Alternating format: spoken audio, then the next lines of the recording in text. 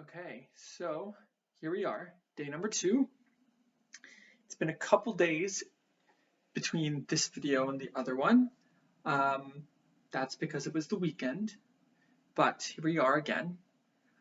I have built upon the information that I learned last time and can play some chords in different triadic formats, which means taking 3 notes that usually build a chord and changing their inversion or shape on the piano, typically, and then changing the fingering so the spaces between the different 3 notes differentiates in different, let me see different one more time, but in various places on the fret board of the instrument.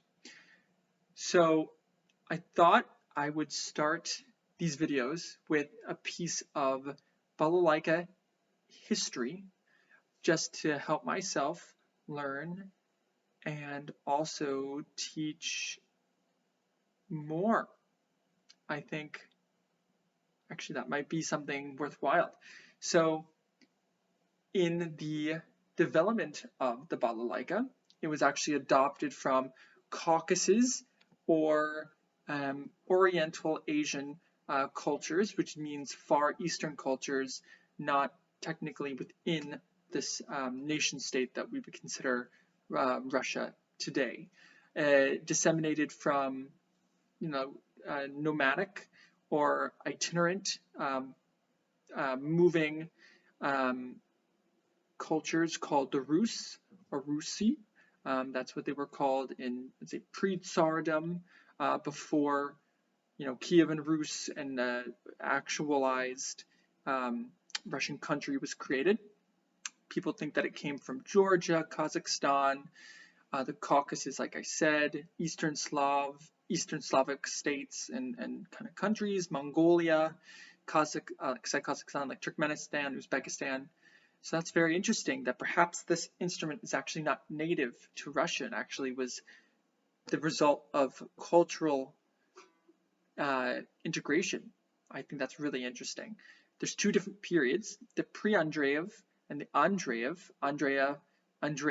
referring to Vasily Vasilievich Andreyev in the late 1880s, who was considered to be the person who standardized the Balalaika, although, fun anecdote, that the Balalaika was first recorded in a guard's logbook at the Moscow Kremlin when they had jailed someone who was drunk and singing loud songs in the street. What instrument were they playing? They were playing the Balalaika. So that means somewhere from 1688 to the 1880s, the Balalaika became a symbol of Russianness, even though perhaps it didn't actually begin in Russia. The instrument may have been a cultural import. So that's very interesting to know. Now on that backing, we're going to practice what we learned today musically.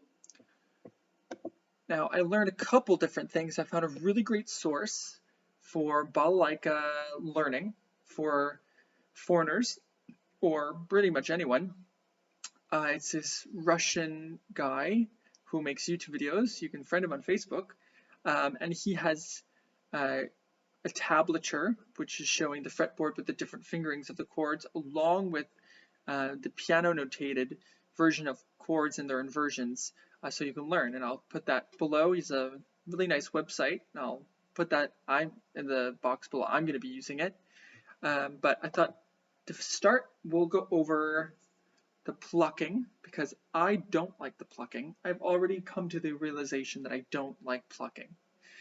So I'm going to try to do as little of that as possible, but I should know how to do it. So we're going to start with the song Vecherni Zvon, which I learned today in Russian class is a traditional folk song, although you wouldn't know it from my version. So here we go. We're just going to do the plucking. Vecherni Zvon, Vecherni Zvon, как много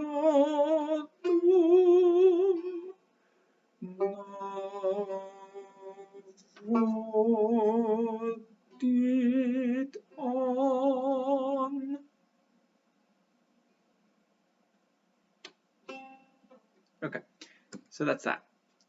We're gonna go right ahead.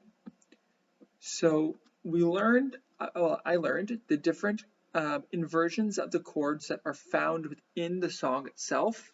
Vecherni Zvon, which is, let's just reiterate, F major, C major, G major, and G7. So as I play it this time, I have learned several different versions of how to hold or how to make it on the instrument itself. So that's what you're going to see for future me and also other people who are interested. I'll put, like I did in the other video, I'm trying to create standardized ways of doing this. So everything I learned here, I'm going to put into the box below so you can learn with me if you happen to have a balalaika and you find this video. So here we go. Oh, we don't need that.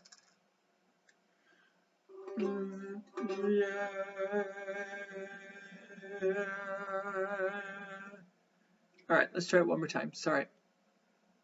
Okay.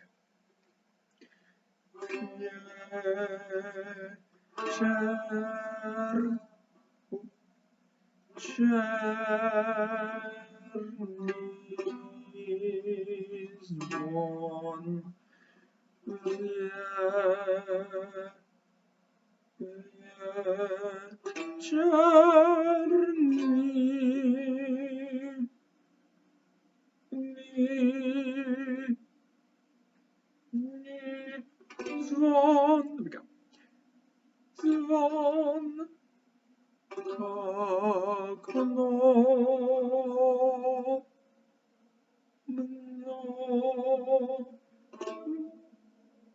That's not right. All right. Oh. There we go. Let's go back.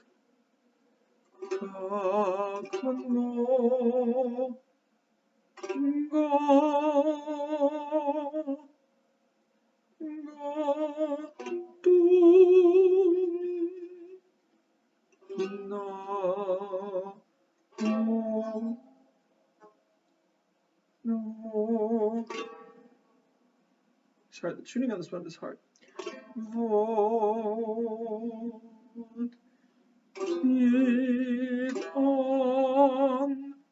Okay, so in my defense, this is new. I'm not going to do that again until the end of the video, and then we'll do it again. But that is essentially what I'm learning now, the different formations of the chords, making sure that I can do it in a nice flowing manner, and helping myself learn how to hold it, how to tune it.